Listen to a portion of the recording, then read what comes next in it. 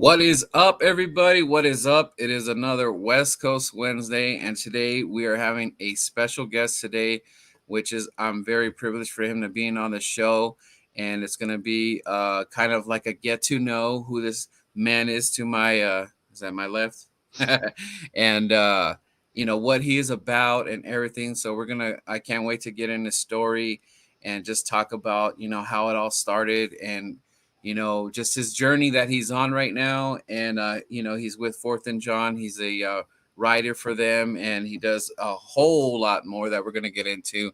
So let me introduce my guest right here is Mr. Chris Mallee. How you doing, man? I'm doing well. Thanks for having me on. Really excited. I mean, win, lose, or draw, it's always fly, Eagles fly. So I'm really excited to talk to you today.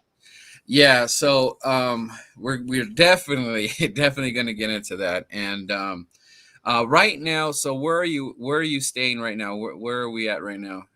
So right now, I live in Delaware County. I'm about 15, 20 minutes outside of Philly. Awesome. Originally grew up in Norwood, moved to Springfield, and then moved to Glen Olden. But I'm right outside of Philadelphia, not too far. Okay, that's man, that I mean that's one thing, when I went to Philadelphia for my first time, I was really nervous because I was just like, man, what are they're gonna? I think they'll know that I'm from another state or something. I think the Philadelphians will be like, wait, who is this guy? But once I did touchdown and I was in the airport, and I just turned I turned into a super geek, dude, because I was like, look, real Philadelphians, and I went into the lid store, and the yum yum, and the whole everything was just cool, man. I just like I never been such a like nerd and embrace everything, and I still have way more to see because my time was limited when I went down there. As it was the home opener when we lowered the flag for the our Super Bowl victory. So my time was it's very quick, man. But I will be out there again, and I'm definitely gonna have to take at least 1 week because there's just all the friends over there, the Fourth and John crew, and the list goes on and on and on. So I definitely have to revisit and just kind of do everything again. So do you feel like when you're down there, do you kind of like take it for granted a little bit? Are you just so used to being Philly, or do you, or like when you see new fans or they see you in your Eagles and they're not from Philly, does that kind of like humble you a little bit when they say, "Hey, how you doing?" or how's that work? Well, overall, I would say I'm very grateful to be an Eagles fan and very, very grateful to be within the area because Christian VA, one of my boys, he leaves at 3 a.m. from Virginia. He gets up, packs some ice in his coolers, and he gets up there. He even beats Gail and I there sometimes because Gail and I get up at like 5 o'clock most Sundays, and we get down there just so we can secure a spot for everyone to enjoy themselves and tailgate. So sometimes Chris beats us there, and he's a real one, man. He puts his body on the line, saving spots for us. He puts his chairs, he puts cones out there. I mean, and when I think about it, I'm like, wow, like this guy wakes up at 3 o'clock to go to an Eagles game, across the state lines and gets there, and like it makes me very appreciative. I mean, the thing with living around here is because it's just like everyone bleeds green. It doesn't matter if it's what the temperature is, how the team's doing. There's always someone walking around wearing Eagle stuff. You're at the store, it's Go Birds. Like, and that's something I really appreciate. Like, that's just how I was brought into it in life. Like, earliest childhood pictures. Like, I'm an infant. I had Eagles hats on. Like, my parents just made sure that like everything was Eagles, everything was Phillies, Sixers, Flyers, you name it. Like, that's how it's been since day one. All right, so perfect segue right there. So let me get my first question. Okay, so kind of like so like I said, perfect segue. So kind of like if you could give a little bit of like your story of how it all became, because for those who don't follow Chris, you were was it about was it 3 weeks or so when they posted you on the Philadelphia site? Am I right about that? Yeah, correct. I Okay. was one of the Eagles featured fans this season through Lincoln Financial. Super grateful for the opportunity. There's been a couple times when people have reached out and like asked about my story in general, but to see my face on like all the Eagles social media, I mean, Yeah. that was a dream come true, and it was something that was really humbling because like I just remember like me and my friends growing up, like they were always just like somehow, some way, like you're gonna make it, and like I still haven't made and reached all of the goals I've wanted to, but like Right. to literally see my face and see my name up there, like it meant a lot to my family and Yeah. especially myself in general.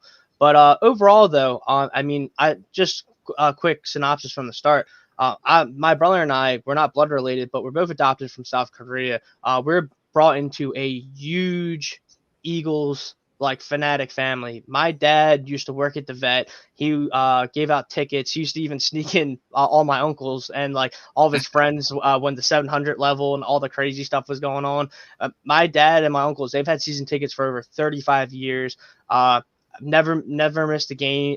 A year of going into games, like even during the COVID year last year, I was at the 2 home wins last year. Okay. They've had the same tailgating spot in FDR Park for over 40 years before they had season tickets. I mean, that's just how it is. I mean, we're always together. Like my friends try to always get me to go out to like bars or like houses for games, but I'm like, no, like if I'm not in the stadium, I'm at home with my dad and my brother and my mom, or I'm at my uncle's house who always hosts games. I mean, that's just how it is though. But since the jump though, I mean, sports, football, everything, it's been my life. I've played a tons of sports growing up. Especially just loved football in high school. Was a captain of my team, and it was just like one of those things where like I just love watching these guys. Like Brian Dawkins was always like a hero of mine, and like I got to meet him at a young age, and that really had a positive impact of like leadership and just like trying to have that intensity and just understanding that like you got to earn it. Things aren't given, and that's something that my family, especially my dad's, always instilled in me.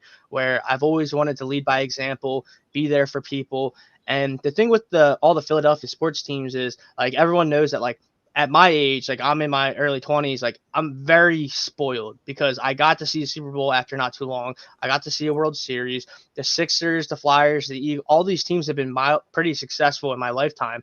But I got to see all the anguish and despair and like my dad and my uncles when I was growing up, and they would tell me like, listen, like you got it good because we were at the game, at the seasons, and at the vet, and like all the different stadiums just miserable, and they would just Yeah. tell me like, listen, like I'm happy that you're going to enjoy this, but like listen, it doesn't last forever. And that's why that it the Super Bowl has kind of changed the way Eagles fans have acted for better and worse in some cases. But it's one of those Yeah. things where I'm just really grateful for the experiences, man. I mean, being able to experience that Super Bowl with my family, and it was special because my grandfather had passed away a couple years before the Super Bowl, and he was always watching games with us. So like during the Super Bowl, like we had his picture like right next to the TV, and it was really special because it was one of those things where uh, it was a moment where like no matter where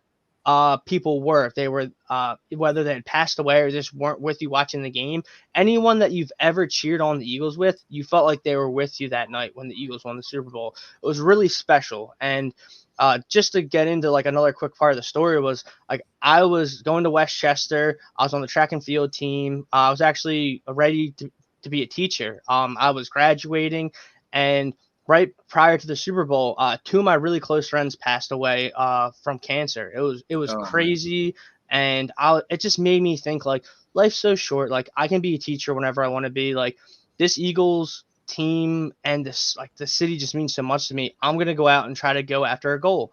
And then Yeah. since then, it's propelled me into what I'm doing now, covering the Eagles, talking about the Eagles, doing all this stuff, getting to do a lot of stuff with the draft, the Senior Bowl, scouting, And it's just been a whirlwind the last couple of years. So as you alluded to before, being able to see my face on the Eagles social media page and to be honored as one of the fans for this year, it meant everything. And it was a really, really nice moment that, like, instead of just being complacent, it was like it just made me hungrier for more. Yeah, that's awesome, man. And I just love the fact that, where you came from, the whole other side of the world, and you come over here, and it just so happens that you go to one of, like, in my opinion, like one of the craziest, cities to represent sports, and the fan base is so passionate, and the whole nine. It's out of all places. You could probably went somewhere quieter, like maybe Jacksonville or somewhere where it's not so Exactly. crazy. But the fact that you landed in Philly, and what I love about it too is that your family embraced it, dude, and it's just like, it just makes me happy that our fans are just like so like, everywhere, dude. I mean, even when we went to Vegas, we have this there was this I forgot, they're like the Ireland boys, maybe like the Island Boys, but the Ireland Boys, and they're saying you could stick Tom Brady up. It was doing the whole nine, it's like the soccer feeling, and it was just awesome, man. Like, these Eagle fans are just awesome, dude, and I'm just so happy that I chose this team. They always ask me the questions, how are you an Eagles fan in California, and I have to give them my whole story and everything. But I'm just so glad that I chose the team, and it wasn't all the glitz and glamour. It's not like we had all these Super Bowls. They've been in Super Bowls, but didn't quite get them there, But, I think my journey with the Philadelphia Eagles, I didn't want it any other way. And then when they finally did it, and seeing all the Eagle fans, Philadelphia fans, and from Philly in Vegas, they knew what it was, man. The tears is pouring down, and I'm gonna tell you, Chris, when that ball finally hit the floor, I was in shock, dude. My wife was like, "Hey, wake up!" I was still nervous. I was like, "Wait, is there gonna be a flag or something?" It took me a while, and then finally, we did it, dude. And it was just, I'm looking at, E-Rock, and oh man, I was walking out of that bar, and then I walked down in Fremont. It was just like the craziest feeling, man. Like, Hmm. because, dude, I've been getting so much like smack talk about ringless this, you guys stink, and for years, and it's just like there's fans have been doing this even longer than I have been doing it, but I endured it, man, and I love the whole. It just fit with the Eagles, the whole underdog mentality, Absolutely. the Rocky thing. It's just like if it just finally came together. And I would say after the Super Bowl, I was kind of complacent, and I felt like I could breathe a little bit. I was a little bit less stressed that year. I didn't care like how bad we were the following. I was just kind of relaxing a little bit for the moment. But then, like, when we were in the playoffs again, I started feeling it again. I said, "Wait a second, I want another one. We got to get another one. I want another one."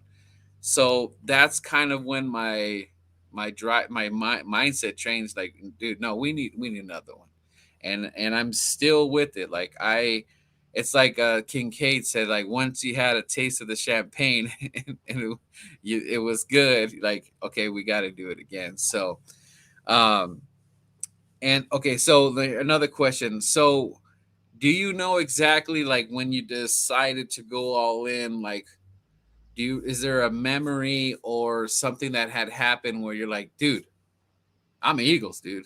Do you remember that day? Do you remember when it happened? I feel like the earliest time was a million. Like, I know this for a fact. I wrote an article about it and everything. At a young age, I remember that like my uncles, like they would try to get my brother to games, but like, and this is when the Eagles were kind of like doing good, doing bad, because this is like right after the 2004, 2005, like the early 2000s run, and I just remember like To had just left. Like fans were really annoyed, and it was Eagles Dallas last game of the year, and everyone's like, all right, we're not getting the playoffs. We need like four things to happen to get in the playoffs. So my uncles are like, listen, you and your brother can go to the game. Like I don't feel like going. And this is section 119, row 18, right dead set in the middle on the 40-yard line. And I'm like, okay, I'll go. And I'm still young at this age. So we're out tailgating, and everyone's like, listen, like this game's whatever. Let's just have fun, enjoy time with like family and friends. And all of a sudden, everyone's like, listen, like Tampa Bay, the Raiders, like all these games that we needed to happen were happening. And they're like, if these games finish the way we need them to, and the Eagles win against Dallas, we get to the playoffs and we send them home. So Right.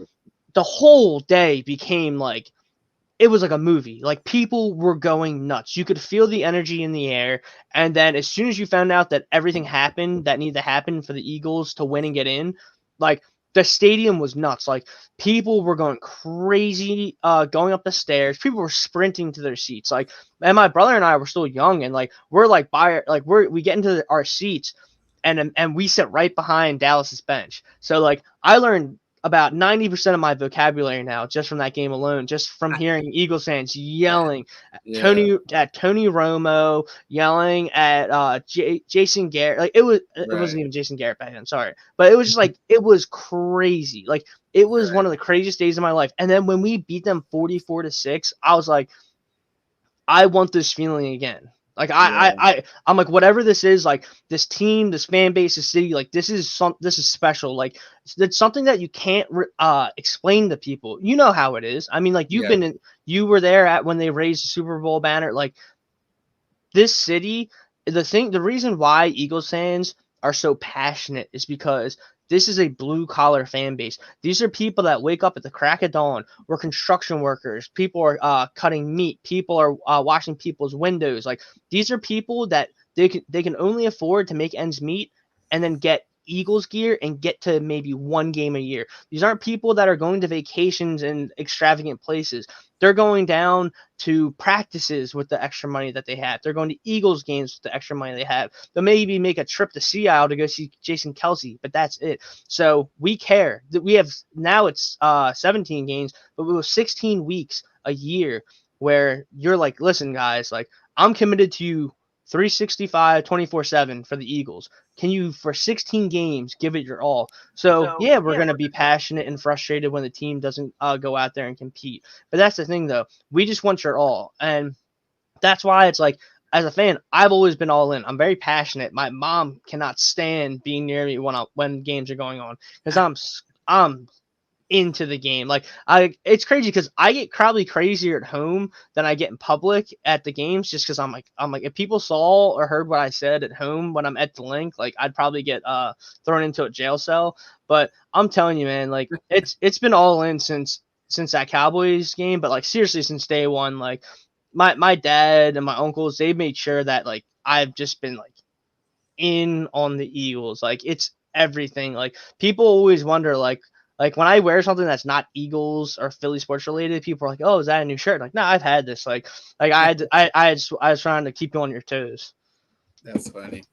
And it's like that's why I'm saying, dude, like and what's cool, Chris, is that you're gonna continue to like adventure. I don't know how many stadiums you've been to, but whenever you can, and you were just talking backstage that the draft, so that's gonna be an experience there. I'm gonna be there. I got it. I'm only 3 hours away, so definitely I want to be there. I have not been to a draft, so I'll be pretty excited for that, and seeing you, and I'm pretty sure King's gonna be there, and we got to talk to Prime and all them. They they make the. I was kind of disappointed that they didn't make the Raider one. I was really hoping they would be there, but Prime had some things to do, and Gail, but it's all good, man. But we have another chance. I don't know. I think I'd be going to Denver. I'm not too sure if they're gonna still make the Denver trip. But them going to Vegas, that's gonna be awesome. And you.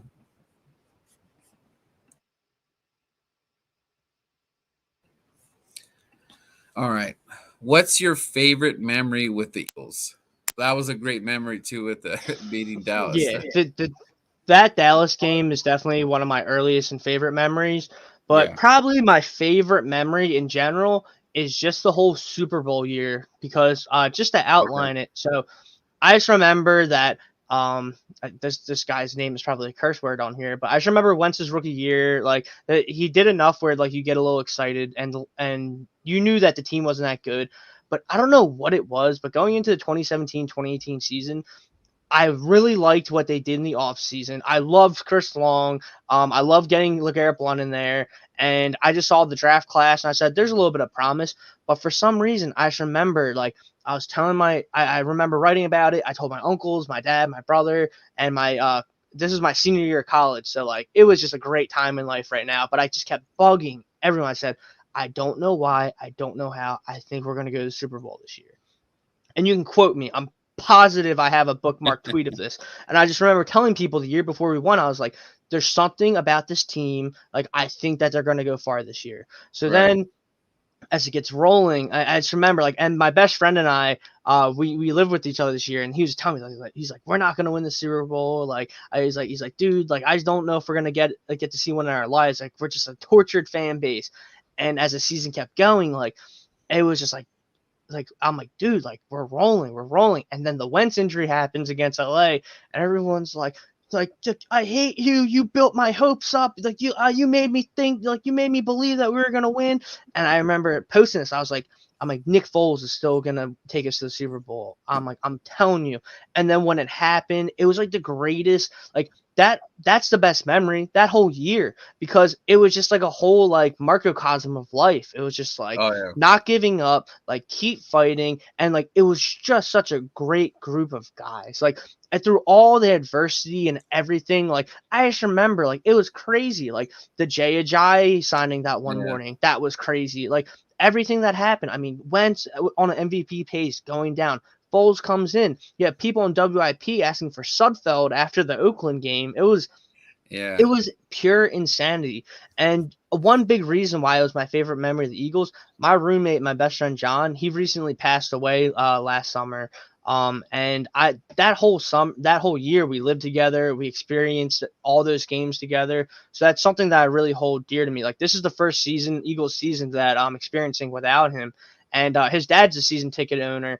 And it's just one of those things where it's just like I know that he's watching the games with me and his dad still because that's something that really I hold close to heart because it's different, you know what I mean? And that's why I alluded to it earlier, why the Super Bowl meant so much because it felt like we were winning it for everyone, and that's why we want this team to succeed so much. Just because you've had your highs and lowest lows with this team and the people that you've endured all these seasons with. So when you see them not doing as well like this year, you know that the sun's gonna be brighter on the other side. But it's just like wow, like I need to get to it because like the week sucks. Go Yeah. after a loss, like Oh yeah. you just want to rinse your mouth out of the loss, and like I just want to get to next Sunday so we have another Yeah. opportunity to win.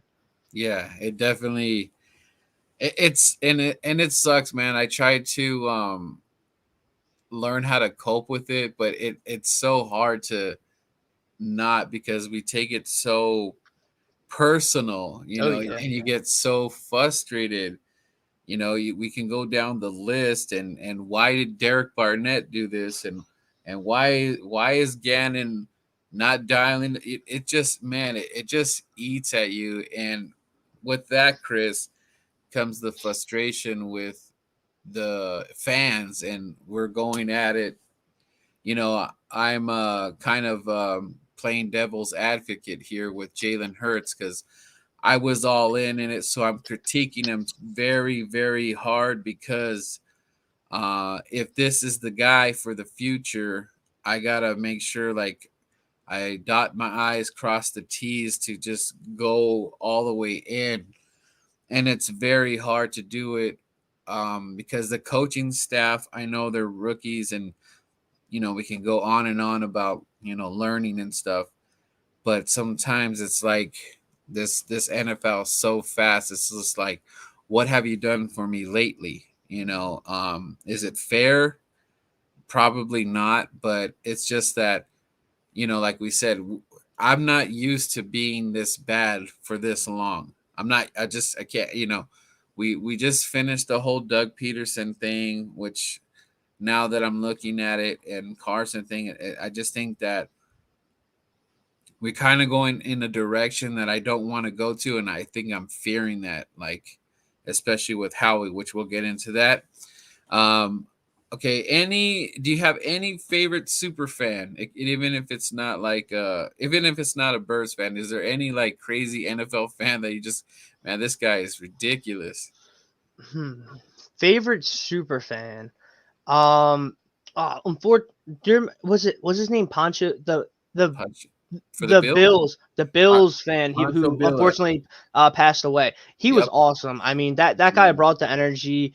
I mean, the Eagles have so many great super fans, and one really underrated one is our guy Prime. I mean, Prime's awesome, man. Yeah. I mean, Oh yeah. he is one of the biggest gentle giants. I mean, he just made Geo one of the custom Prime helmets last weekend, Yeah. and I mean, hey man, like all Eagles fans that are respectful and passionate, I'm fans of them, all super fans. I mean, because it's 24/7, 365 with us. Like these people are out there at 6 in the morning with me, standing all there delirious, holding their sizzlies and their Wawa coffees, waiting to get a spot to tailgate to watch their team lose. But I mean that's a super fan, man. I mean that's what we do. Right. Yeah, and I there what, I will say this, going to the Raiders stadium and seeing all the costumes, and then we got more video because we're inside the stadium, so they got like Darth Vader, the stormtroopers, Yep. uh someone went in a full blown costume dressed as the Predator. You got dead, like I love it, dude, because I'm a big Halloween guy. I don't know if you Mhm. like Halloween, but I love Halloween. I've got some of my Halloween stuff. But I embraced it. I love that these people just get up and putting on makeup. I'm going to be Predator in the stadium as Stormtrooper. So I thought that was pretty cool. Um, how did you meet Fourth and John? So this is actually a great story that a lot of people have asked me before, and I've told, and it's one of my favorite stories. Just like I told you a little bit earlier when you're asking about my backstory. So I ended up going all in on wanting to pursue a sports career right after college. I just remember it was after Super Bowl. I was writing a little bit, and I remember that there was this. I used to watch Good Morning Football like religiously. I loved Kyle Brandt, Nate Burleson, and Peter Schrager and Kay Adams. I loved the show because it was one of like the more refreshing shows where they actually talked about like football and some backstories compared to ESPN when it's just everyone screaming at each other now. And I just remember I entered this contest and then I won, and it was to be on Kyle Brandt's pilot for his show, All the right. Kyle Brandt Experience. And so I'm like, you can bring one person. So I'm like, all right, I'll bring my brother. My brother and I take this bus. We get up to New York, and as soon as we get there, I'm like, I guarantee you there's going to be Eagles fans. I look across, it's E-Rock, it's Gale, and it's Evan. And I had talked to them online a little bit, but I didn't know them very well. And immediately I recognized him because of E-Rock's voice. Because like E-Rock Right. has been doing rants online forever, so immediately I recognize his voice. We have Eagles stuff on, they have Eagles stuff on. We start talking. So we meet Kyle Brandt. It's a great experience. And then Gail pulls me off the side. He goes, "Hey man," he goes like, "Hopefully I see you at like some tailgates and stuff down the line." Like he goes like, he's like, "I like your takes online. Like it was nice to meet you." So then I started like writing a little bit, and it was for like a website that wasn't just Eagles, so it wasn't really my vibe. And then I ended up winning like a couple awards off the articles I was writing. And then Gail reached out and goes, "Hey dude, like you should just write about the Eagles. Like, would you want to be with us?" And like I thought it was like a joke. I'm like they want me to write for them. And Mm. then I just remember I put out my first article for them, and it was no one likes us because we care. And the article blew up. And like players reached out and said that they really appreciated the article and like how it like underlined like the fans, and like it helped them understand the fans a little bit more and our perspective. And Yeah. then I just started writing a bunch of articles, and then I just remember like I was like, Gail, like I'm super into the draft, and I know Gail was super into the draft. and then that's when like it really blew up all the draft content that we have, and then like even like Eagles Twitter in general just started like multiplying with people being interested in draft content. But like I just like had a vision of like how to make it different, like interacting with players more and not just putting up mock drafts and stuff. And then it just really blew up. And then like last year, Gail and I got invited to the Senior Bowl, and then since then like things have just been progressing. But it's a great time. Yeah, and like I said, I've known Gail for for years now, and I had him on the show, and it was funny because I kind of went back and back in time, and I went to show him his first video when he's just in his room, barely talking and stuff like that, and he's it was kind of when you go back in time to see what you're doing back then, it's kind of funny to see where you started. You're like, oh my god, I was doing that, and even I did that with E-Rock. And he was just busting up, man. So, but I'm so glad that out of all people, I mean, I'm not gonna say anything bad about any other groups or anything, but for me, that you end up being, I feel like you're in good company because I know them so well. So, you made a good choice, man. And these guys are very genuine and humble, and I just love those dudes, man. They're just awesome peeps. Yeah, they're the best, man. I appreciate that. And let's see, we can get to another one. Okay. Out of the Fourth and John bunch, who is the crazy one? Who is the crazy one? Oof. I would say low key might be Gail. I mean, Gail?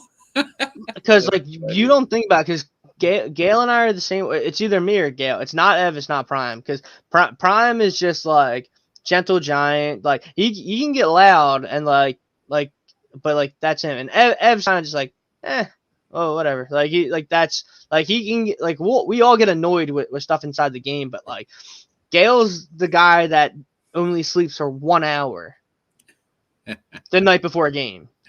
And then he gets down there, and then like Gail, he can't sleep before games. So that to show like he's just that passionate. And Gail's always just like thinking a million miles.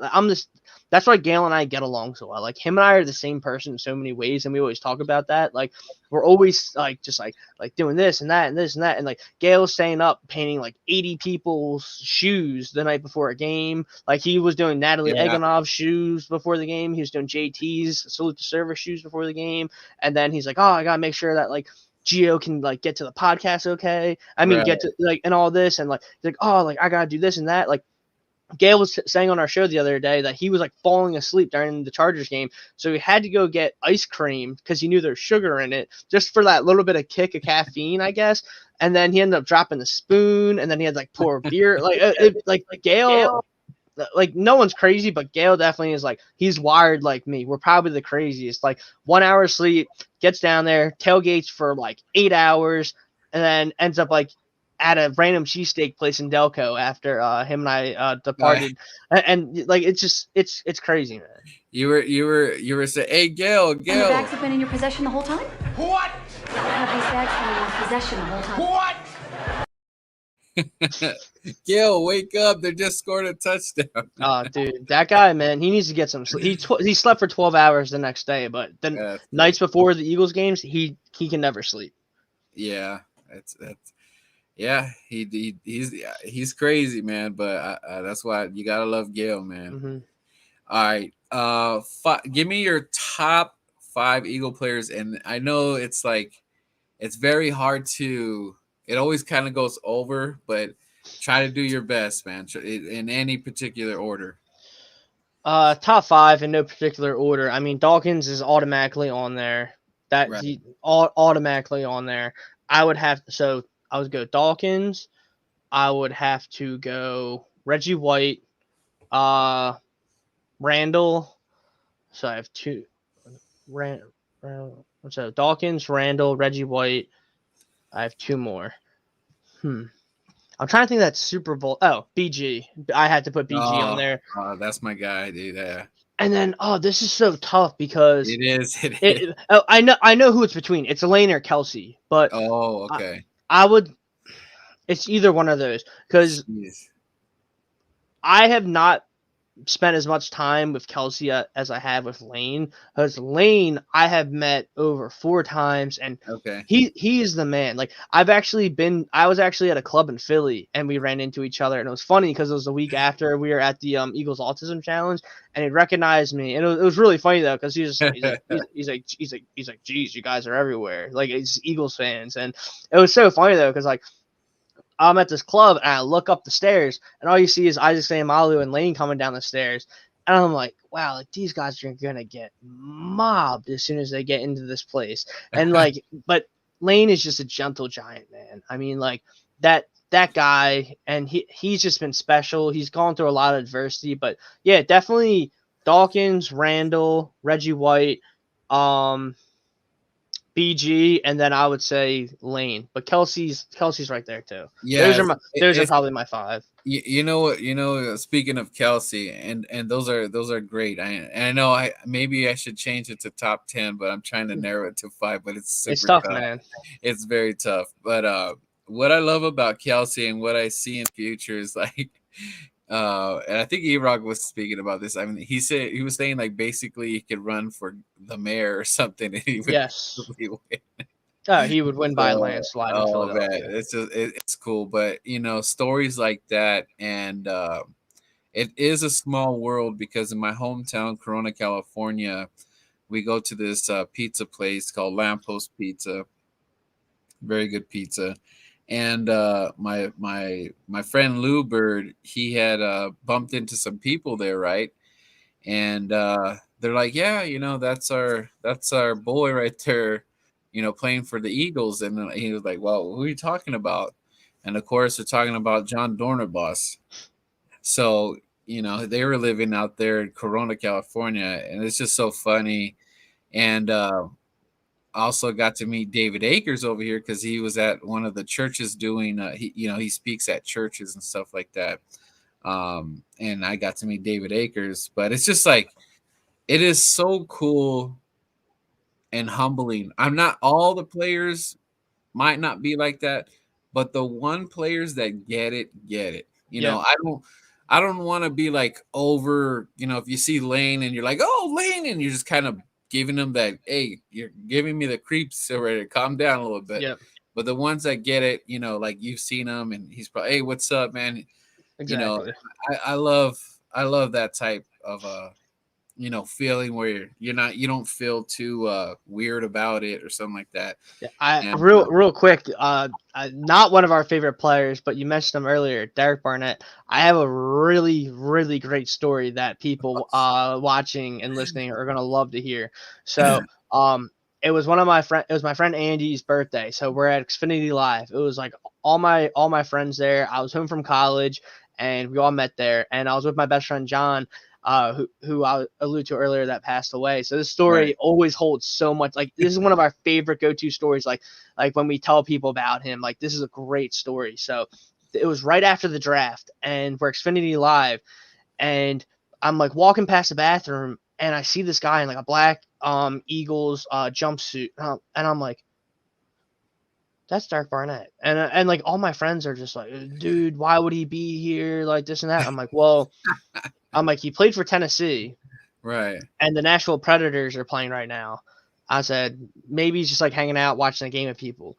So I'm walking by, and like I kind of angle, and I'm like, wasn't trying to get him mobbed. And I knew people weren't really going to recognize him yet. He just got drafted. And I'm like, hey, you're Derek Barnett, right? He's like, yeah, man. He's like, he's like, you're the first person that recognized me. I'm like, dude, like, I'm a diehard Eagles fan. I'm like, I just want to say, like, welcome to the city and that. He goes, hey, man, you want to sit down? And I'm like, sure. And he literally let me sit down, like, next to his friends. And, like, we were just, like, he was, like, asking about the city a little bit. And then I was like, hey, man, like, best of luck. I went my separate ways. As soon as I walked away, I saw my friend, and I was like, yo, dude, I was talking to Derek Barnett. He goes, Derek Barnett, and like everyone in Xfinity like all turns and looks at him, and he's like, and like you could tell like he was just about to get mobbed. And then, oh man, but this is the good part of the story. So then like all my friends were all amped up, like, oh, the Eagles are starting soon, like birds, and they're like, yo, what if we went into the link tonight? And I'm like, what are you guys talking about? And like at this point, like one or 15 beverages have been drank. So like everyone's look, and like you can just see like the lights in the background of Xfinity, and I'm like, yeah, I gotta go home. Like he's like, I'm like, if I swear I gotta get you guys out of jail, I'm gonna kill you. I go home and then I go on Snapchat. What do I see? 6 of my friends in the link running on the logo, and I'm like. Oh, And I'm like, there's no way that they went into the stadium. And it just throughout the night, I'm watching Snapchats. They're running around the stadium, like acting like they're scoring touchdowns in the end zone. And oh I'm man. like, there's no way that they're doing this. Long story short, the last snap is them in Philadelphia police station. I'm like, so then I get the scoop. So what happened was Oh, so 3 out of the 6 got away, and then my friend John didn't get away because he ended up staying by my friend because he got ran over by my other friend by the injury cart that the Eagles had to get oh players off damn. the field. My one friend was driving it and ran over my friend's foot and broke it. So my friend John, Ah, being a good friend, waited with him before the cops came and got them. But that's just like one of the greatest stories because that happened. That happened the year that we won the Super Bowl. So now my friends are all convinced that we have to break into the link again to win another Super Bowl. So if you end up seeing them or me on the news, it was worth it. yeah, that's probably one you'll never forget, No, it's especially crazy story. incriminating themselves on Snapchat. And then what's funny about Snapchat is and I think it actually shows your location, so you could probably see 4 guys on the field. Oh yeah. Shout out to Philly girl. How you doing? She said, "What's good, friends? Thank you Okay. for tuning in. Make sure you hit that like on the way out. But I appreciate you being in here." Let's see. Okay. I kind of worded this a little bit different, but you tell me. Favorite food in Philly. I know I could say cheesesteak, but maybe there's something else. I love cheesesteaks, don't get me wrong, but I feel like the hoagie is a very overlooked and The like hoagie. there's something about like the right Italian deli meats, the right sarcone like seeded roll, like it's always like cheesesteak is a Philly, but like hoagies Yeah. are really special in Philadelphia too. That's definitely one of my favorite foods. Right. There's a ton of foods that I love though. I mean, especially outside of Philly. One of my favorite places that my friends I went to Westchester, so I love the food spots up there. But this guy Danny, him and his wife opened the most like tremendous Mexican restaurant in Yeah. Westchester. It's called Taco Mar. Whenever I'm telling you, like I know you Taco. don't live Taco Mar. Like Okay. it is the freshest, best ingredient, like not just like Mexican food, best food. Like they put their heart and soul into all the food, That's and awesome. they do a great job. They have a little outdoor seating in the summer, big TV outside, so everyone can watch games and just enjoy. Like they do a great job. But I'm telling you, like hoagies though, I love a great hoagie because cheesesteaks. I feel like I can make a really good cheesesteak at home sometimes as long as I Yeah. have because the rolls around here are great and the meat is kind of whatever, but Yeah. you can't replicate a great hoagie that you can get at some of these places. I mean, like one of the best foods though, Reading Terminal Market, Denix, roast pork with sharp provolone and broccoli rabe. That's one thing that can't get replicated. That's from Philly. I feel it. And I love that you said that because I always ask the same, the best cheesesteak and all that. And I'm getting more different answers. So Mhm. I'm like, man, I think I gotta eat like 6 different cheesesteak to get to get it Yeah, well, to we're see doing a which tour. one. The Fourth and John crew. We're actually planning to do a tour this summer or soon because we got to figure out for people that are traveling here, like where should you go? Because someone asked us and we had like 10 different answers. So, Right. Yeah. Hey, maybe invite me to that trip because I'm down to oh try yeah, to get dude, some good down. food. Let's see. Uh oh wow, Philly girl. I don't know how you did that. She said she broke her tailbone. Ouch. Ouch. And she's been traveling, so that's definitely a no-no right there. She said that's a great restaurant. Okay, so maybe she ate there too. That's awesome. So that's like I'm glad I actually switched question now because now I got a different ideas. And one thing that I did miss too, and I actually miss it.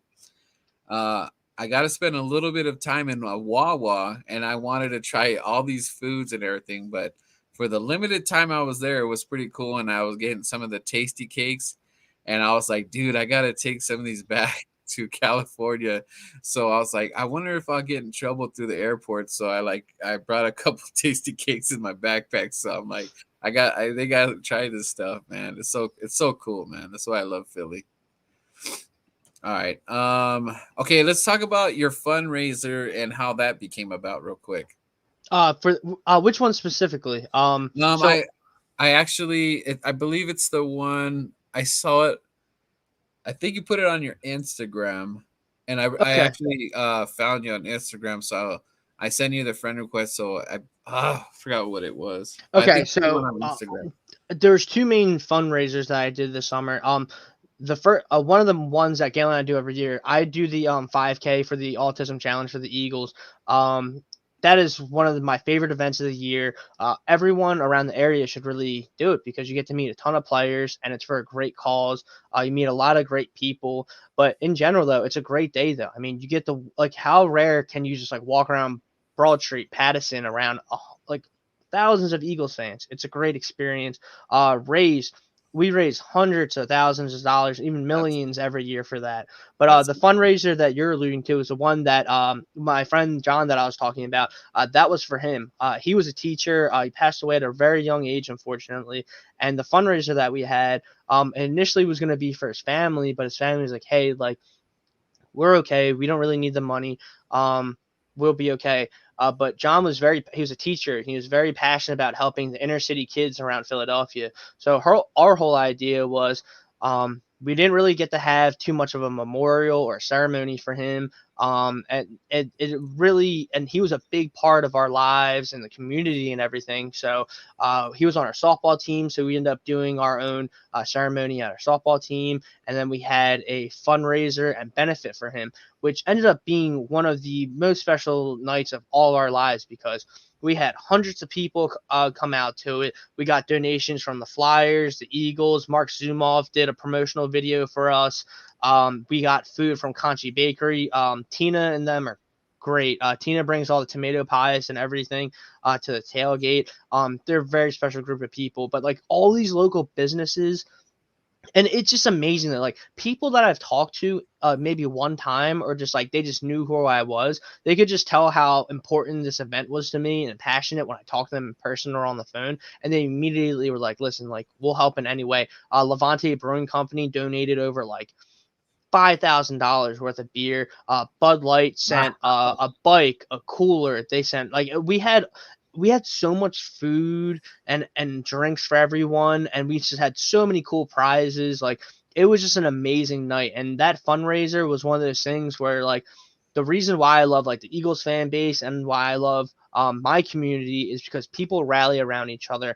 It's very unfortunate that there have been I hate to talk about this subject, but since I've graduated high school, 12 or more of my friends have passed away. And it's been very bizarre because it's been not just like things such as drugs, alcohol, and suicide. There's a weird cancer situation going on in my area. Like two of my friends, they passed away at a very young age. My one friend, Mike, he was a freshman at Widener.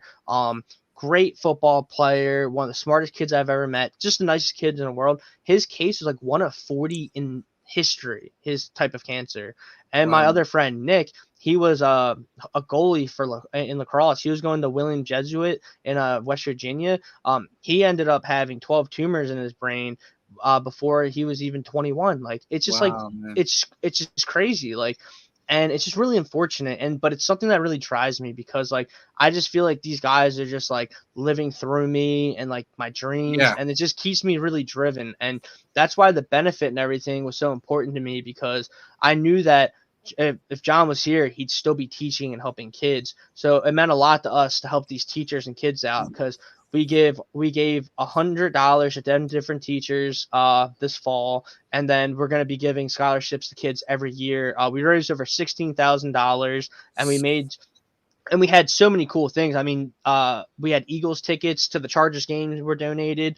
Right. Couturier, Ghost of Spirit, all these guys donated stuff, and it was just really cool event because a lot of it wasn't from knowing the people personally. It was people that we graduated high school with or just Yeah. knew, just like ended up having really cool careers. Like what I do now, I was able to get donations.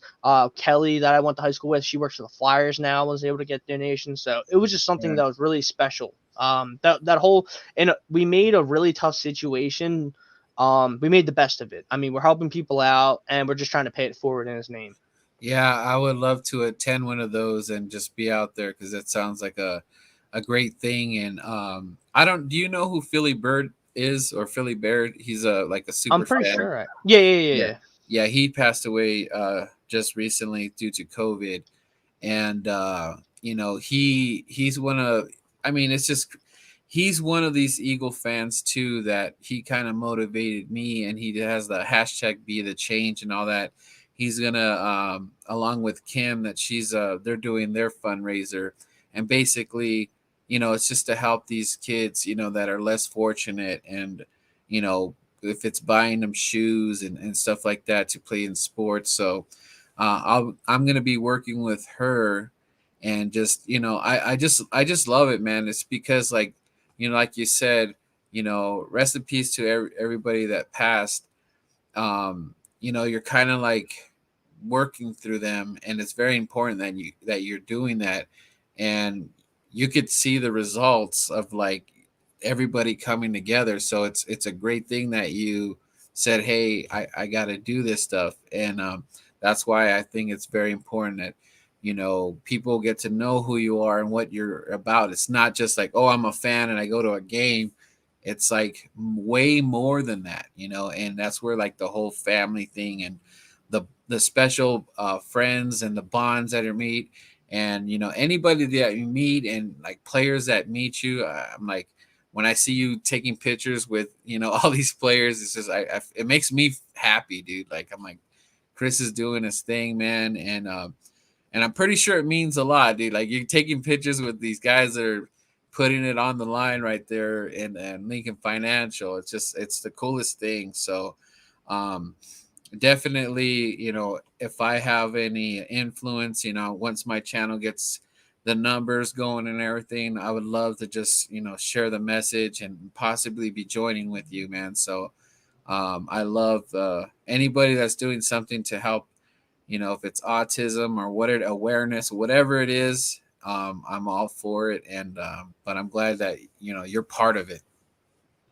I appreciate that, man. I mean, that's what it's all about, man. It's just paying it forward and just like just all the things that I want to do in the future and just like get to a point where I can help other people. Like that's really what it's all about because like that's why I always love teaching and that's why John always loved teaching.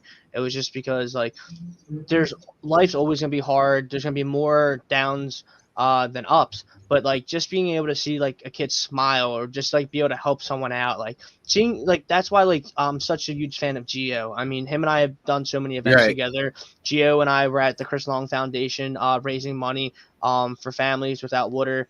Like we're at this event and like Gio is just like in the moment. Like he's such a genuine kid that just like loves any opportunity he has to be around the players, be around the team, and that's why I'm like that. That's why it just always blows my mind when I see people talk negatively towards Gio or his family because like I'm like if you met them, you would understand that like this is a Yeah. family that's been through so much, and they're not asking for anything. They're not asking for anything. Like they're just trying to live their lives as fans, and obviously they're gonna get the attention because the situation. It's a great story. I mean, it's a great story, and Gio's a great kid, Yeah. so people are gonna Yeah. gravitate towards them. So when I see people shine a negative light on that situation, it's very frustrating because like I'm at games, I'm at events with Gio and his family, and they're just like they're the nicest people. They drive Yeah. hours to get to the games and get to events, so it's just like just trying to help those people out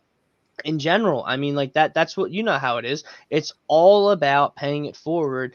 And that's why, like, the fan base, like, there's so much good that's going on with the fan base, like the autism challenge, us spreading awareness right now, right here, and just like everything that all these guys and the teams do. That's why it's very unfortunate when you see people talk down on the team or talk down on the fan base, because like all these guys and like all the fans that really care. They just want to help people. They just want the team to be Yeah, good. They just want us to grow as a society, not even just football. Like, they just want people to be okay. Like, people look out for each other. I mean, people yeah, are tailgates, handing out water, and that's what it's all about. yeah. And Philly girl, she's also does awareness too for mental health. She does That's her little awesome. talks and all that. She's asking, do you have a channel? Personally, I do not have a channel, but for Twitter, my @ is right under me on this picture right here. You can follow me. A lot of my content is on there, and then I'm part of Fourth and John, so always doing a ton of content there. Always trying to raise awareness on my personal page as well. Yeah, yeah. So, well, maybe that'll be in the works too, because you're a great talker and you got a lot of good information, and I mean, you're just doing a lot of great stuff out there. So maybe it's in the works, but yeah, you can catch him when he's on Fourth and John and stuff. Especially when I love when you guys did the whole draft thing. I showed up a couple times, but it Mhm. was a wild situation, and I think I need to step up my little, college thing and all that. I got to start learning these guys. Like, what's the quarterback that they're tying in with Howie a little bit? I don't know why I'm Matt missing. Corral, Malik I've been Willis. hearing that. Okay. But back to what you're saying about Geo, and I would love to have Geo on the show one day, because ever since I found out about his story, it's been some years now, and to me, it's just like being a father. I have my children, and dude, he's got a heart of a lion, dude, Yep. because he's in and out of the hospital and the whole nine. And I do take it personal when there's these attacks on him. Yep. I know, say what you want about but the thing is, like, it's kind of like this. If you had a relationship with Carson Wentz, um are you gonna just hate the dude because he went to another team? If you have like a relationship towards him, probably not, even though as bad as we love our birds, but it's a different type of relationship. So Exactly.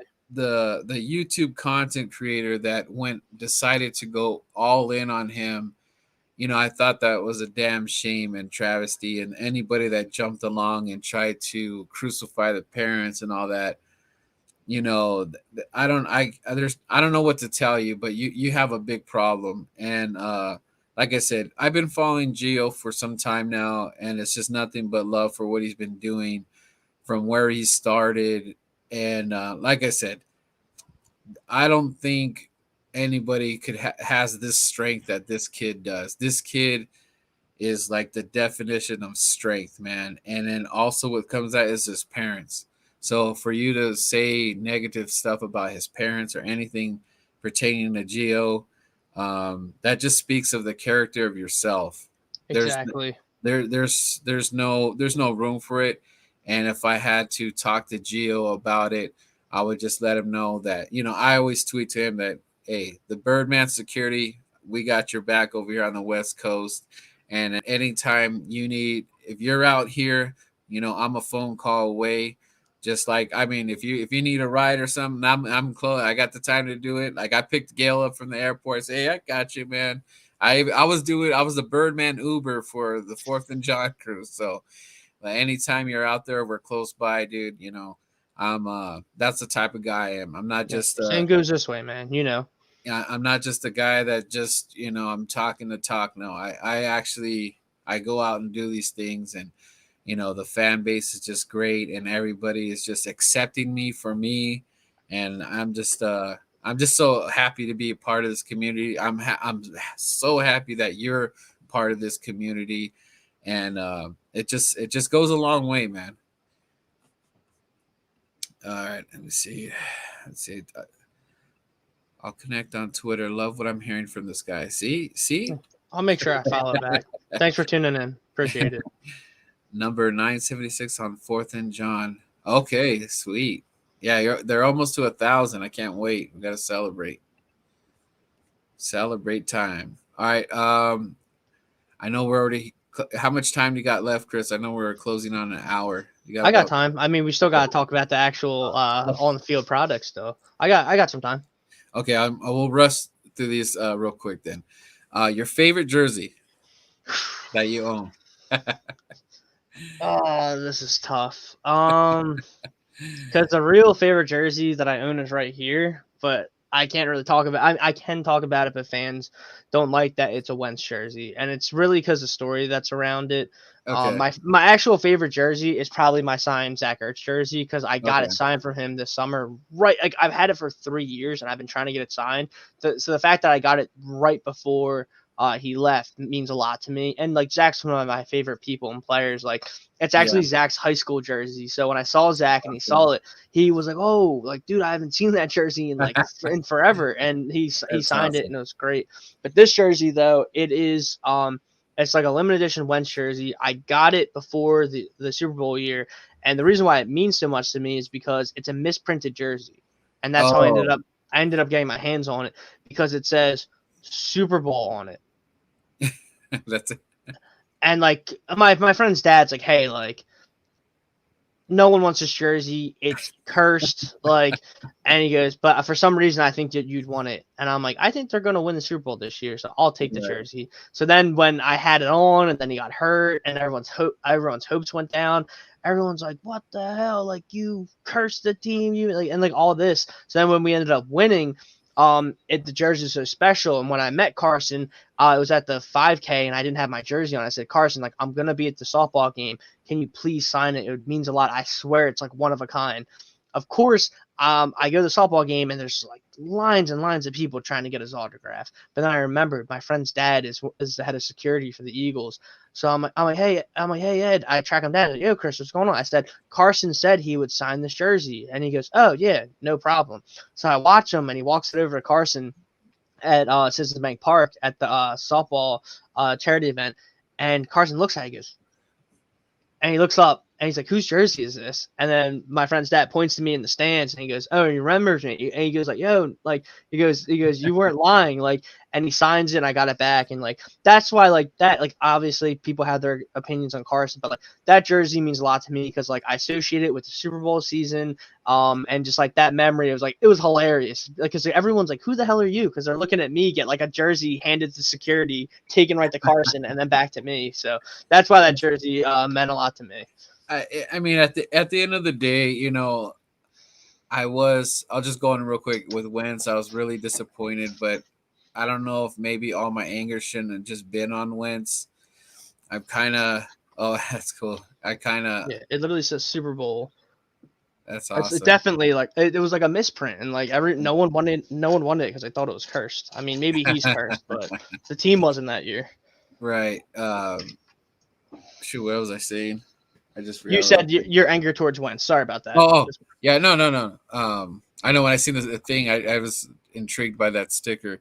But I was just saying, like, maybe, you know, I'm actually, the blame should be going somewhere else, and that's like the higher ups, because we kind of like blew up. This whole thing has just kind of been like a catastrophe. Let's see. Okay, if you could hang out with an Eagle player, I know you've hung out with some already. You got Derek Barnett, but if it was a certain player for like maybe a few hours, who would it be? If it could be a past person, it would 100% be Brian Dawkins. If it is a current player, I would have to say it's Kelsey or Lane, 100%. I'm trying to think who would. It'd probably be Lane Johnson. I mean, yeah. I love Kelsey too. Like, he actually lives not too far. He lives a couple towns over. Because my friends that grew up in that town, my college roommates, they actually see him like still in town because that's where him and his wife hang out. But I feel like it would be Lane though. I feel like Lane is just like cool, down to earth guy. I really like enjoying. I really love the conversations that him and Chris Long have on Chris Long's podcast. And I'm like, this is a guy that I just want to like hang out with. Like, maybe go like fishing and just drink a beer with. Like I feel like Lane's just like the man. Like he's awesome. You know it's funny when you speak of Kelsey and Lane Johnson, they totally fit that they could be a tag team guys on Oh yeah, WWE. Just I can just absolutely. see Jason Kelsey like kind of doing the Stone Cold thing and Yeah. oh man, they maybe that's the future. Maybe it'll be Kelsey and Lane and WWE. Does pineapple go on pizza? So Tough here it question. is. I don't judge people's food preferences as long as it's not absolutely egregious. This is crazy. I've never had pineapple on a pizza. Really? Wow. I've been to a million places where there's like where people that I'm near are like, hey, do you want a slice of this? And I'm like, I'm good, just because it's not like I definitely have to try it now. I know Chris Infante from Philly Sports Network. He swears by pineapple, jalapeno, and bacon on a pizza. I mean, that sounds really good, Yeah. but the whole pineapple on a pizza, I'm not gonna knock it. I personally, Yeah. it's just not my thing. Yeah, there's they do like a Hawaiian pizza and there's pineapple on there, like Canadian bacon. So, but yeah, I don't know how that happened. I don't know if somebody dropped pineapple on pizza on accident and they didn't want to throw it away. So they said, just try to give it a try. But ever since I had it, it's just like I mean, it's not my go-to, but it's definitely a one that I would order. But I love putting like spices. Do you like spices? Yeah, Spices I like love spicy wings? spices. Like I like different kinds of pizza. I just personally haven't put pineapple. Like I love buffalo chicken pizza, barbecue chicken pizza, honey Okay. mustard chicken pizza is a very Wow. hidden pizza. That Okay. when I was at Westchester, those late nights you're just like stumbling around and you just see like honey mustard chicken pizza. It's fantastic. Chris, I'm like Chris. That is who I am. To the fans said, "Who is this guy?" He definitely missed the intro with like the whole explanation. But yeah, nice to meet you. Yes, Philly likes pineapple. Tastes good on pizza. All right, Philly. What's up? What's up? And ham. Oh yeah, ham. That's pretty. That's good on there. You have to try grilled pineapple on pizza. Okay, we go. That's Let's try. definitely good. Gotta run. Enjoy the rest of the stream. Nice to meet you, Chris. See y'all around. Of course, fly Eagles fly. All right, Have a good Philly one. girl. Thanks for Thank you tuning in. Okay. You're stuck on an island. You get 3 items. You gotta survive. So what is Chris? What is Chris using his brains? What is he gonna use to get by? 3 items, and I'm not gonna cop out and say like something to signal a helicopter or ship with, because Right. I'm super into the survival stuff. Yeah. I would say it would be a like utility Rambo knife, the one that has like the unscrewed bottom that has like a Okay. compass and like the fishing line and the hook. Oh yeah, that's a And good one. and the flint, because that's one Okay. thing. It's like the utility survival knife with the unscrewed bottom with the flint. So that covers fire, like cutting stuff open. Okay. A heavy duty tent that counts. That's one All item. right. I'd say heavy duty tent. And then I would say a water filtration like tube, like one of those things where like if there is fresh water, like maybe like if there's like a creek or something, or not even a creek, like a little pond, I don't even know. You know what I'm talking about, like where you have like the Yeah. straws that has like the filter Right. in it. That's it. So it would be Yeah. tent, utility knife, water filter. Yeah. I love the Rambo thing. I didn't think about that one, so that's a good one. All right. So, okay, we're gonna get into the meat and potatoes. Okay, Jalen Hurts. The debate of Jalen. This is a hot subject right now. Either people are just jumping off the wagon, people are got his back, saying you gotta let this guy play even next year, and so on and so forth. And I'm critiquing him pretty bad because I'm very nervous on what Howie's gonna. I'm very nervous with Howie. Even with the situation that we have potentially going to have 3 first rounders, and it's just I'm very nervous what's going to happen. But how do you feel about where we are with Jalen Hurts' current situation? So this is a question and topic that I talk about every day, like when you went the draft picks and just Jalen Hurts in general. So this is how I'll precursor it.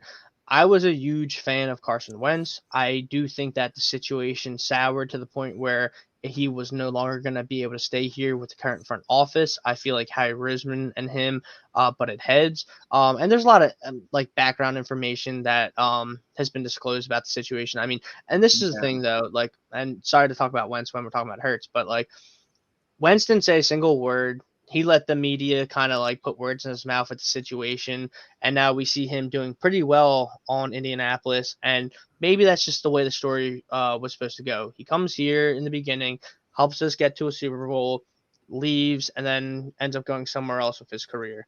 But in general, though, here's Jalen Hurts. I did not like the Jalen Hurts pick because personally, from people I've talked to in regards to the draft, they did not think that he was going to get selected in the second round, and there was a good chance that he could have fell past the third round.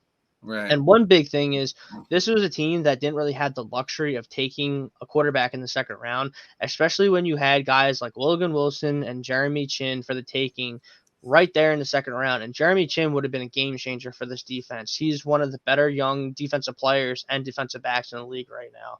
And the reason why I didn't like the Jalen Hurts pick was not more so the draft capital, is because it signaled something. It means if his best value would be him playing, but that means that you were wrong about Carson Wentz and that you're feeding into a $33 million dead cap hit, which is one of the worst cap hits in the history of football, let alone sports. So that means that if Jalen Hurts is succeeding, it means that Carson Wentz is failing. And like, it's not one of those like one for one things where like, okay, like this quarterback didn't work, now we have this quarterback. It's like, no, like this is a franchise failure that Carson Wentz isn't here right now. Yeah. And it goes into, listen, now we have Jalen Hurts. So now the best case scenario is for this kid to succeed. Well, this is a rebuilding year, even no matter how the team might have tried to like portray it to like keep fans into the whole thing, but it's a rebuilding year. I mean, that's why it's so frustrating, the situation, because Jalen Hurts, he's had a lot of slow starts. I mean, I have been watching the film, I've been at the games, and it's one of those things where it's frustrating because the play calling hasn't been great, not at all. That being said, it's gotten better every game. And then you see the Atlanta game, and it kind of teased us because it's like, is Atlanta that bad, or can Jalen do this? And is Sirianni onto something? But then the next couple of weeks, it was awful, and it made you wonder, like, is Sirianni throwing the ball so much because of front office pressure, or is he just trying to see, or are they all trying to see what Jalen Hurts had? And we've learned that we cannot win these games if the weight of the world is going to be on Jalen Hurts, because there's guys open. I know that the play calling hasn't been great, but if you're watching the games, watching the film, guys are open. I mean, we saw the miss to Dallas Goedert. We saw the miss to Devontae Smith in the end zone. And these are plays that Jalen Hurts acknowledges, and that's why we appreciate him. That's why we like him. Jalen Hurts is one of the best leaders that we've had. He is a great player. He's hardworking. He's going to do and say all the right things. And it's just frustrating because it's the same bad habits that he had in college that he has in the NFL still. He has happy feet. He doesn't trust his line all the time. He's not good at going past one or two reads and progressions, and he really cannot attack the middle of the field all the time. And it's one of those things where it's just like, how long can I wait? I can wait pretty long, like, because you see that there's some of the potential. But how long is the front office going to wait? Is Jeffrey Lurie and Harry Roseman going to wait when you know that Mortensen and Schefter and Rappaport are already saying that the Eagles are going to go after Russell Wilson in the offseason? Everyone knows that they've had an obsession with Russell Wilson since the Nick Foles draft.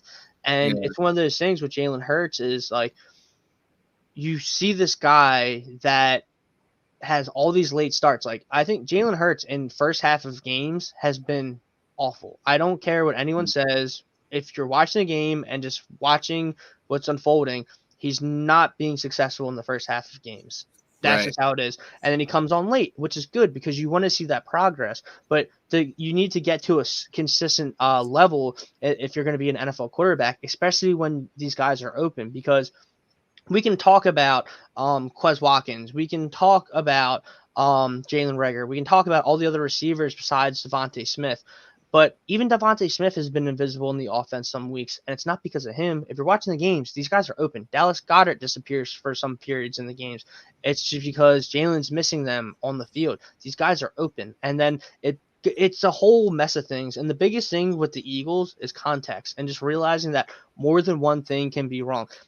Jalen can be missing players and inaccurate, and also the offense can be stagnant, and then the run balance hasn't been there until the last 2 weeks, and that's a Yeah. big part of it. And it's just frustrating, though. I mean, overall in the situation, I will say this: I don't think that any of the college prospects coming out right now, obviously they have a couple more weeks and the combine to prove it. None of them have that high of floors, but most of them have higher ceilings than Jalen Hurts. The problem though is we really, really need to use these first round picks and our cap space to rebuild the team around whatever quarterback we get. I mean, you see the defense now. You know that we have an aging offensive line and an aging defensive line, and that's why it just overcomplicates the situation because everyone on paper goes, oh yeah, you just put Russell Wilson in there and a lot of problems are solved. I mean, I absolutely believe that if you have a Russell Wilson, the offense, the passing wise is going to look 180 degrees different. It Oh is yeah. like Oh, yeah. it's an all pro quarterback. That being said, it's just like you still want to keep some draft capital so you can add Right. to the defense and inject some youth into the team with some blue chip players.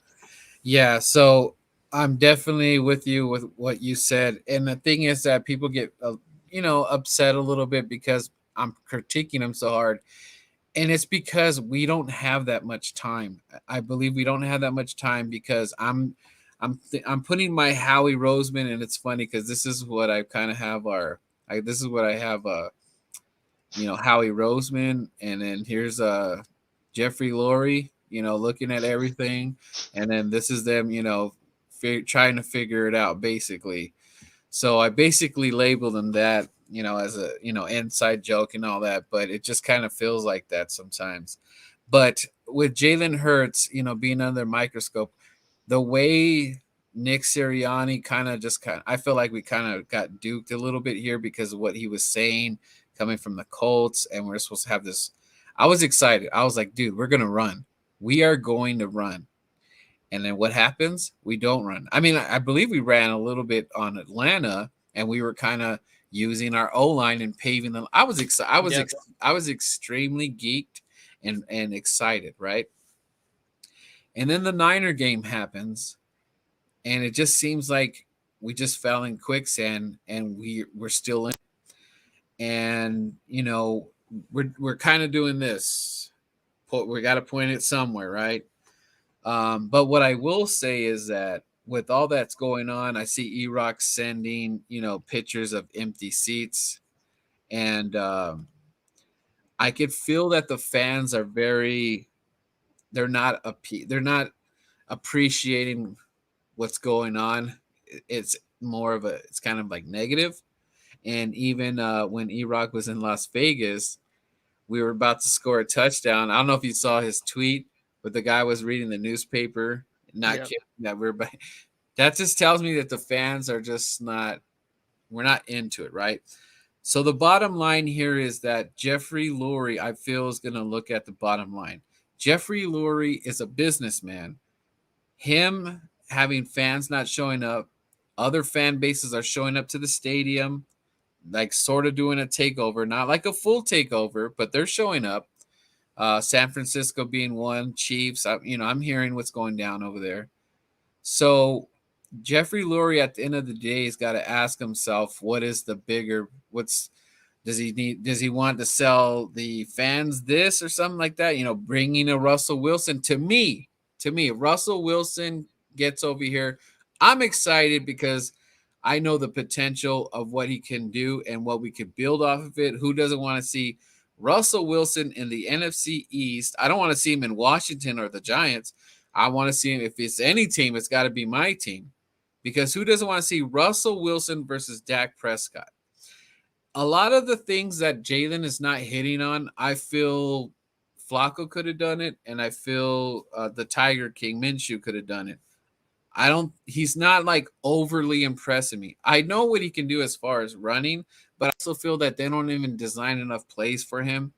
I don't feel like there's a design. Okay, this is a Jalen Hurts play, and he's going to run it in. I feel like they're not doing enough of that. So I feel like we're kind of like we're going backwards now. The running that should have happened is going to happen now. And now what I think they're going to do is I'm going to take the throws away from Jalen. I'm going to keep him at 16 throws, 14, 16. So back-to-back weeks, 14 throws. And now I'm getting more concerned. Are they going to totally abandon him throwing it now? I know he had a great thing with Devontae, but he has to hit those things because to win these games, you have to strike while the iron is hot. And if they make those mistakes, you got to capitalize it because we're trying to win this game. Now, is it fair to be so rough?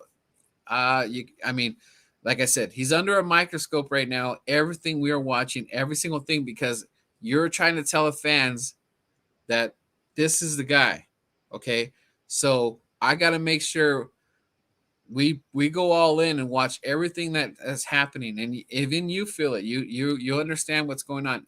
People might get upset at you because of what you said. But the thing is, we have to be very opinionated. We have to be ready because this is a big decision. And the fear is, let's say we do stay with Jalen, right?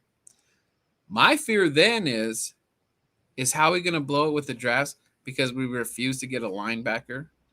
Like, I am so tired that we're always fighting for, like, we've never had the real deal corner.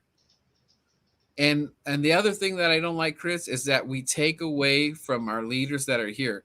I feel that we should not let go of Malcolm Jenkins. Brandon Graham not being there, he's vocal.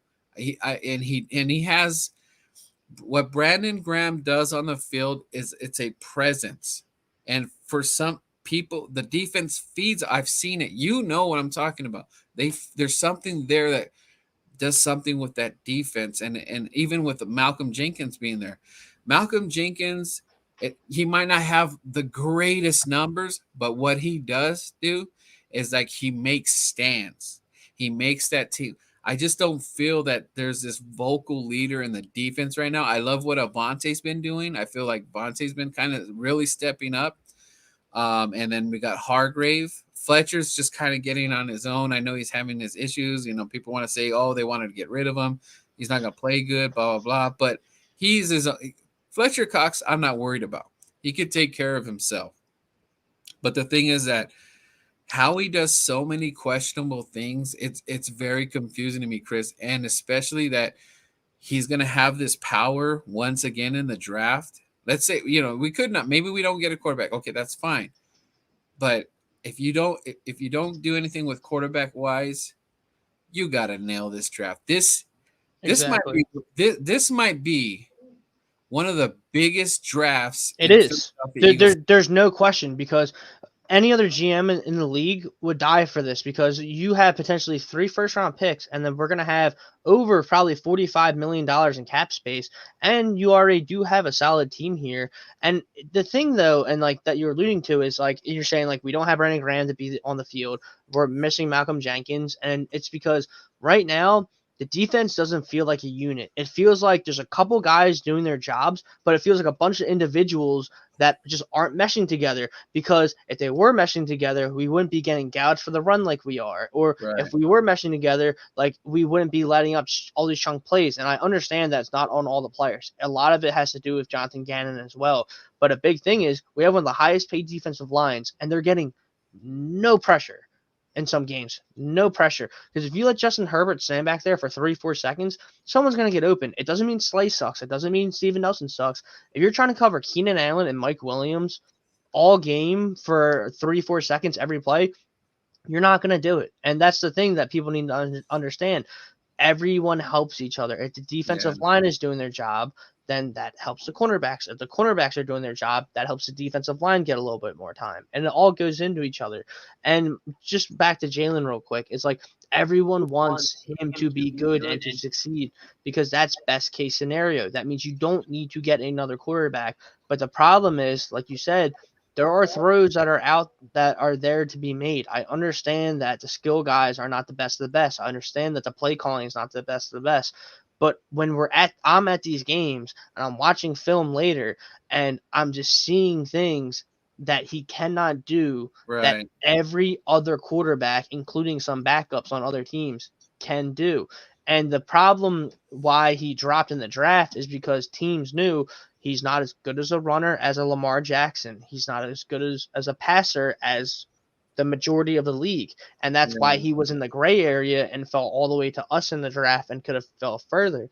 Right. Because Jalen Hurts is a guy that has a lot of intangibles. He's a guy with the cleanest resume. He's a top recruit at Alabama. He lit it up at Oklahoma. He's a guy that people rally around. He's a guy that you want to talk to, be with. Like, Jalen Hurts is the man. The problem, though, is that he's lacking in a lot of areas, and that's a lot of stuff that he can there's a lot of areas that he can improve on.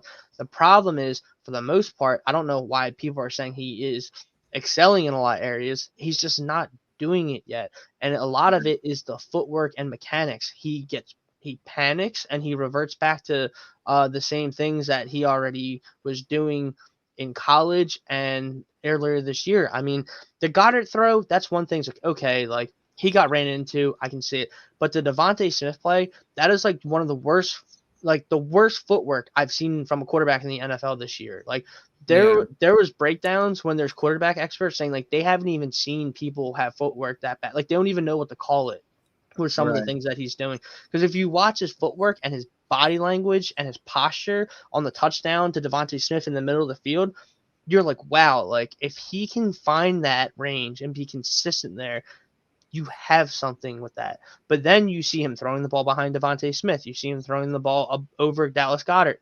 That's where the concern is. And yes, I know NFL quarterbacks are not consistent. We literally just saw Josh Allen suck all day Sunday and lose to the Jaguars. The issue is that Jalen Hurts doesn't have the potential and the arm or the legs that Josh Allen has. And that's why we are left in a gray area of like, do you think that you can get every ounce of potential out of this kid? And it's to be seen. And like that's the whole thing. Like people take it as hate and critiquing, but the whole thing is just Right. like we're evaluating. That's what this process is. You need to be Yeah. critical of the kid because he has higher expectations for himself than we do. Believe me, this is a guy that works hard. He's trying to get there. He's putting himself in the room with Quincy Avery, some of the best quarterback coaches. He's working out with the receivers in the offseason, and the chemistry still isn't there. So we have to see how the rest of the year unfolds.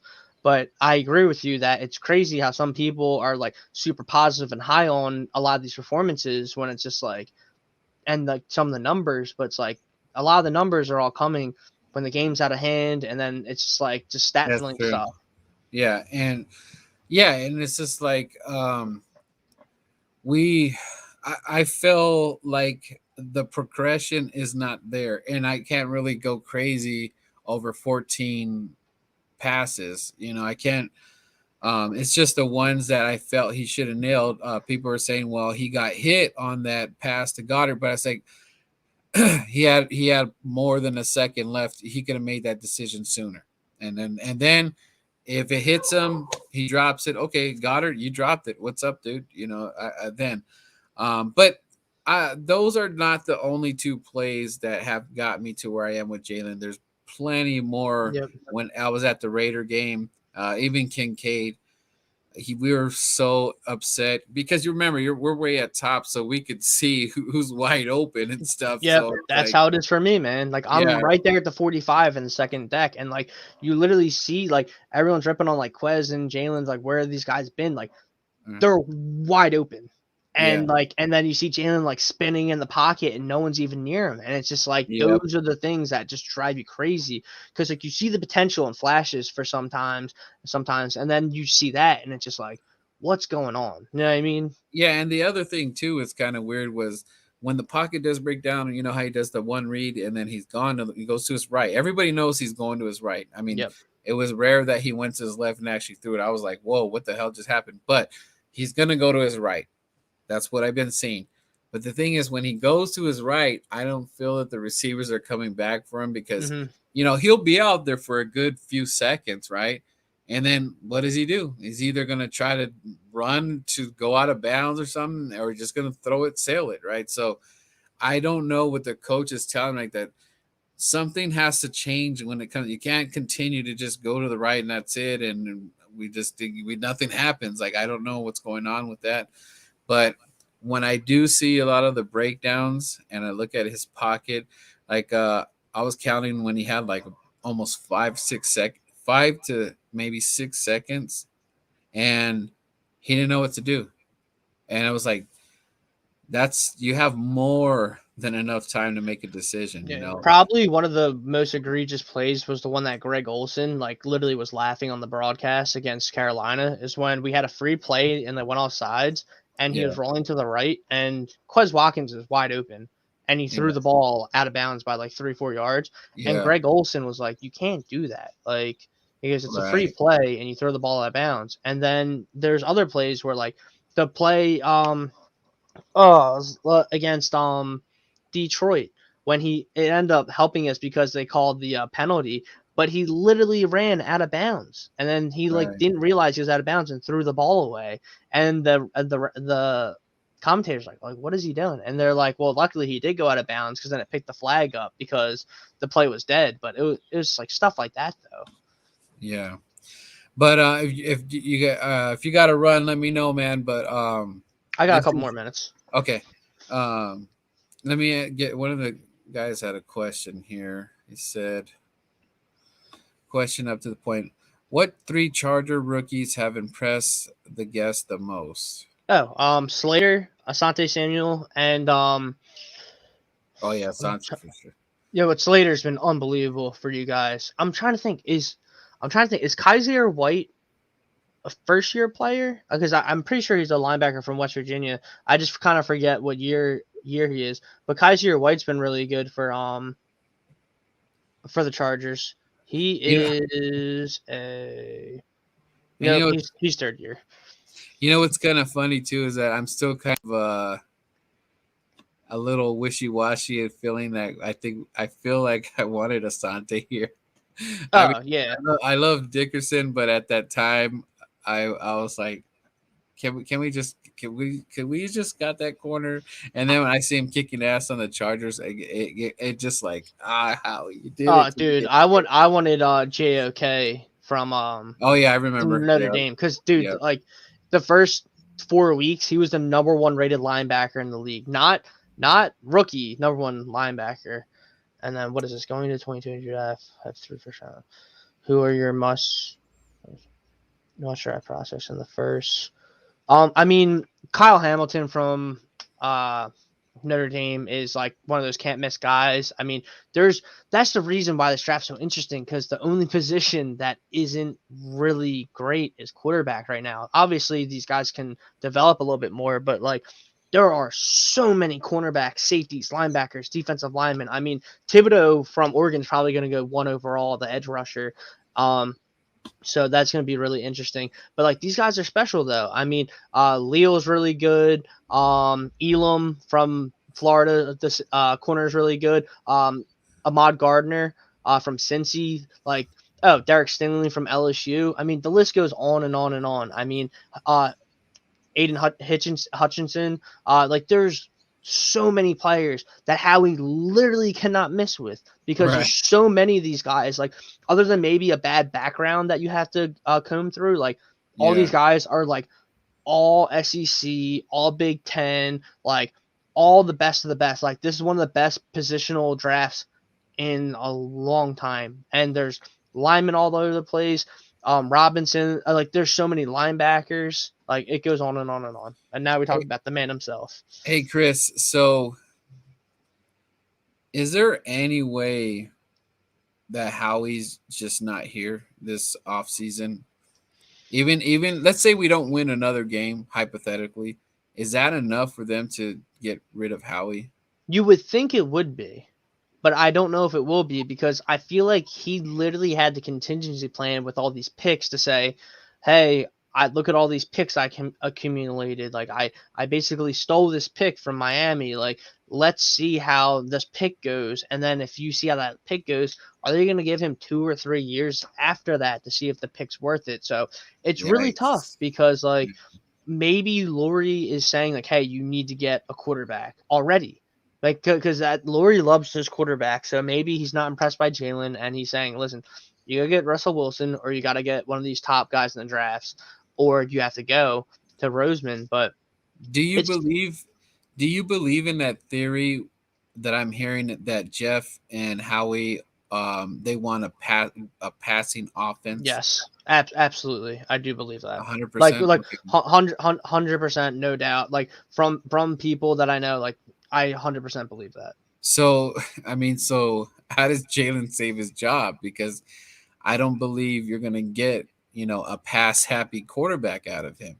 I think he's like in the middle right there where he's, run. I don't think he's just the gunslinger that they think they are. So I think that's why all this quarterback talk about, getting all these other guys. And if Howie or Jeff have any shot at getting a Russell Wilson, I'm just throwing his name out there. I believe they would go all in on it. And even if that means if we give up 2 first rounds in the following first round next year, can we salvage anything to make a successful team with a Russell Wilson next year? I mean, I think you can. I'm not saying Super Bowl, but just being competitive.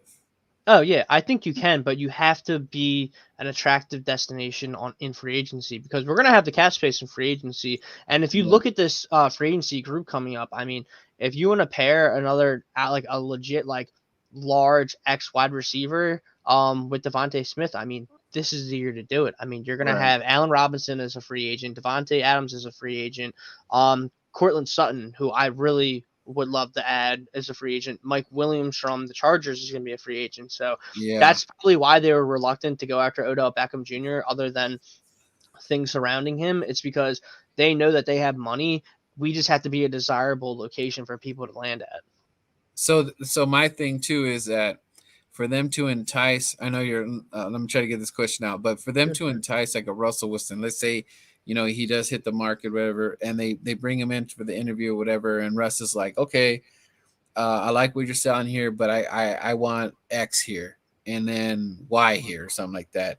Do you think that's something that they might be able to kind of convince Russell to do?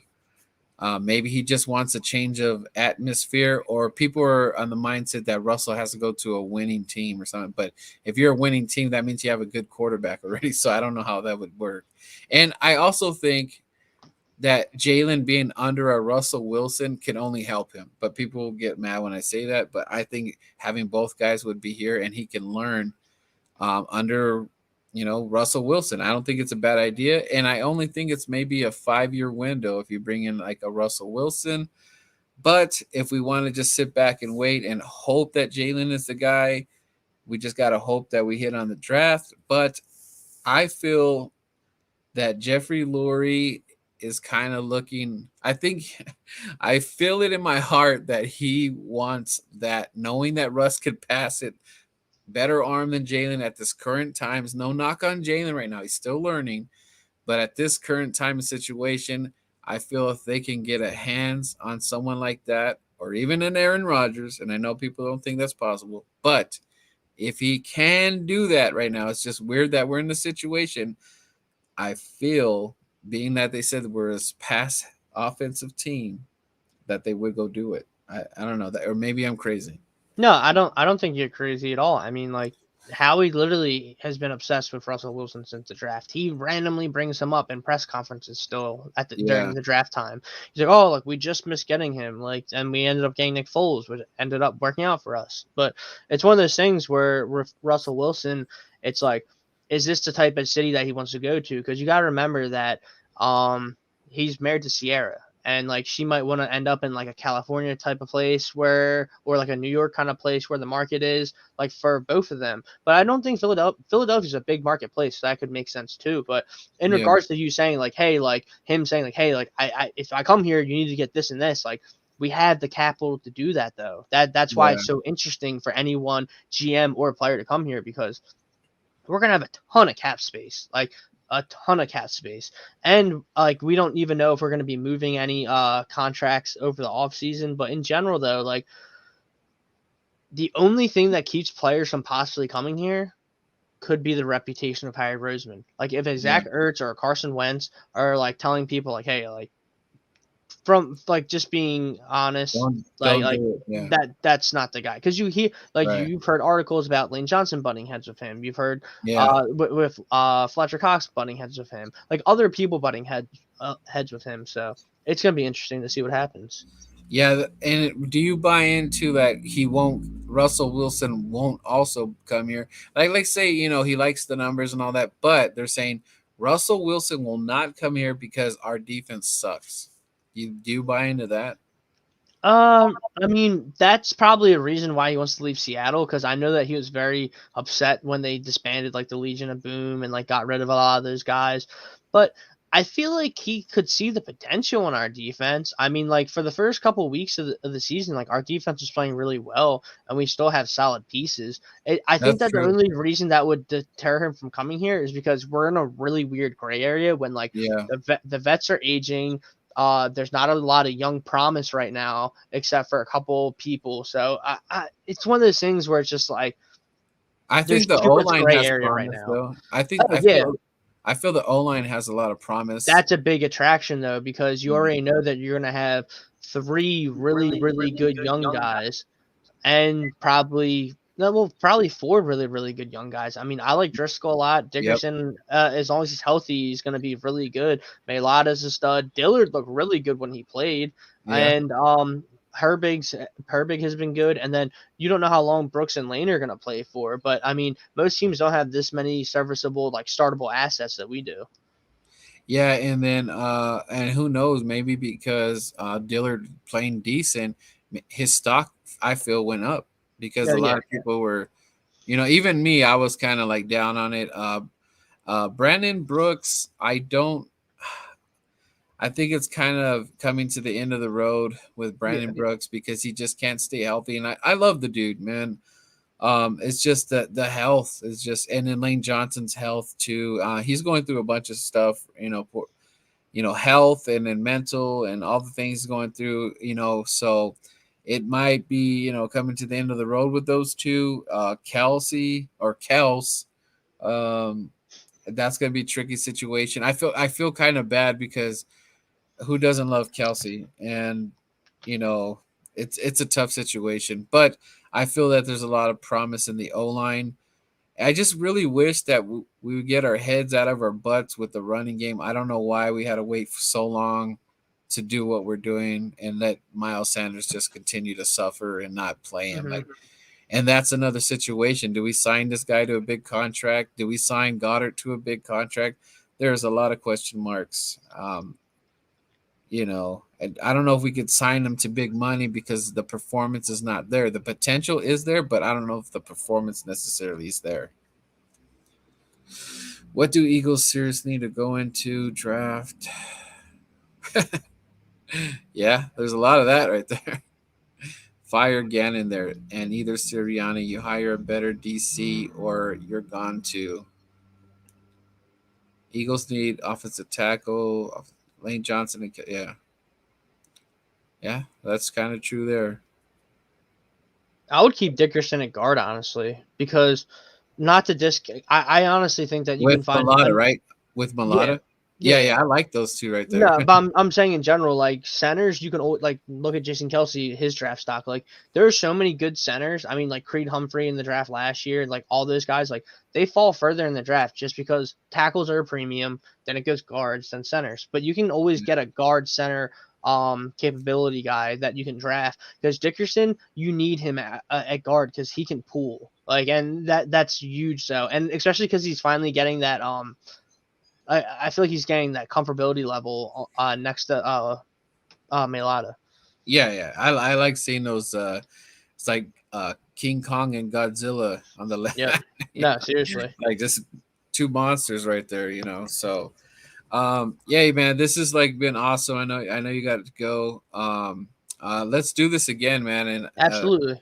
I loved you on the show, and I appreciate your time and everything. And we got more things to come, and I just can't wait to see what Chris is going to do next. And you're always welcome anytime on the show, or if you're doing something, just give me I'm a DM away or whatever. If you need someone to talk to, and I love talking birds, man. You know it, and this is going to be one of the most interesting seasons as far as like what's going to happen, pins and needles, you name it. This is going to be nuts. One for the books.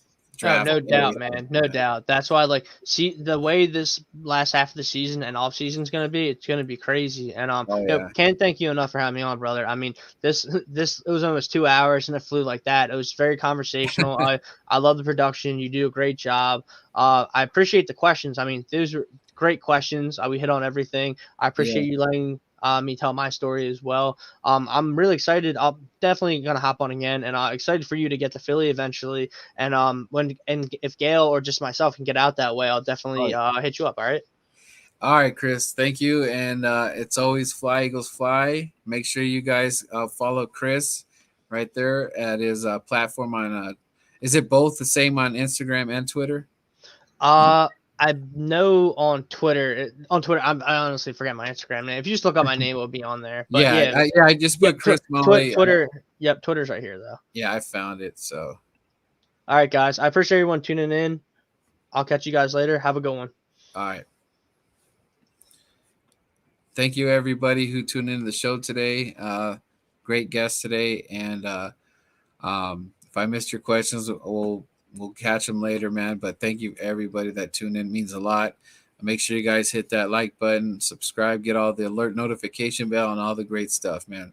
Until then, the Birdman is out. Peace.